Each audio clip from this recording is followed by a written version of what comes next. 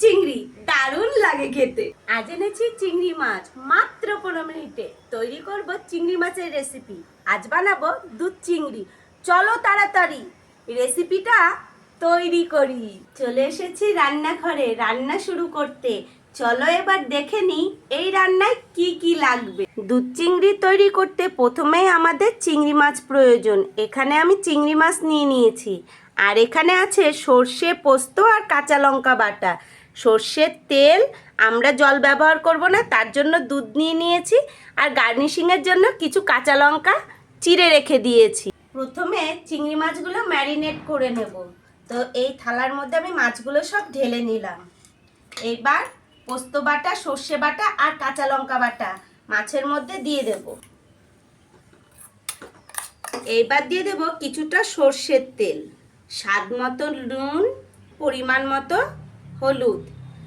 এই দিয়ে এবার ভালো করে মাছগুলোকে মেখে নেব। আমি কিন্তু মাছগুলো এখানে ভাজবো না, তো এভাবেই কিন্তু আমি কড়াইতে দিয়ে মাছগুলো ভালো করে কষিয়ে নেব। এবার মাছগুলো ম্যারিনেট করে রেখে দেব আধ ঘন্টার জন্য। মাছগুলো কিন্তু ম্যারিনেট করে রেখে দিয়েছিলাম আধ ঘন্টার জন্য। আধ ঘন্টা হয়ে গেছে, এবার রান্নাটা শুরু করি। কড়াই অলরেডি বসিয়ে দিয়েছি, গরমও হয়ে গেছে। এবার কিন্তু সর্ষের তেল দিয়ে রান্নাটা করব।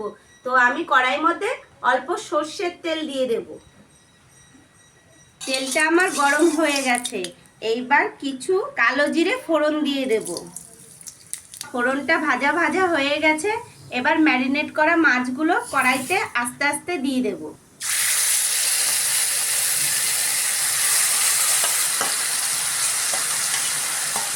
এবার ভালো করে আস্তে আস্তে কষাবো। তো দেখো এখানে কিন্তু আমার কষানো প্রায় হয়ে গেছে। এবার আমি কিছুক্ষণের জন্য ঢাকনা দিয়ে রেখে দেব। ঢাকনা দিয়ে আঁচ কমিয়ে রেখে দিই 5 মিনিটের জন্য। দেখো কত সুন্দর কষানো হয়ে গেছে। তো কড়াইতে কিন্তু তেল উঠে গেছে, দারুণ সেন্ট বেরিয়েছে। মশলা কষানো হয়ে গেছে। তো এই দেখো তেল উঠে গেছে। এবার আমি জল দেব না, তার পরিবর্তে কিন্তু আমি দুধ দিয়ে দেব। তো দুধটা এখানে আমি দিয়ে দিচ্ছি। কাঁচা লঙ্কাগুলো চিড়ে রেখেছি, এবার আমি দিয়ে দেব। ভাত খাওয়ার সময় এই কাঁচা লঙ্কাগুলো যখন পাতে নেব, একটু করে ডলে নেব আর ভাত খাবো, দারুণ টেস্ট লাগে। এই কাঁচা লঙ্কাটা পরে দেওয়ার কারণ এর একটা যে কাঁচা কাঁচা ফ্লেভার, দারুণ ফ্লেভার আসে এই কাঁচা লঙ্কার, তার জন্য পরে দেওয়া। বেশিক্ষণ আর ফোটাবো না, একটুখানি ঢাকা দিয়ে রেখে দেব। ঢাকা দিয়ে রেখে দেব কিছুক্ষণের জন্য। আমার রান্না প্রায় হয়ে গেছে। এবার ঢাকাটা তুলে একটুখানি কাঁচা সর্ষের তেল দিয়ে দেব ওপর থেকে। রান্না কিন্তু রেডি।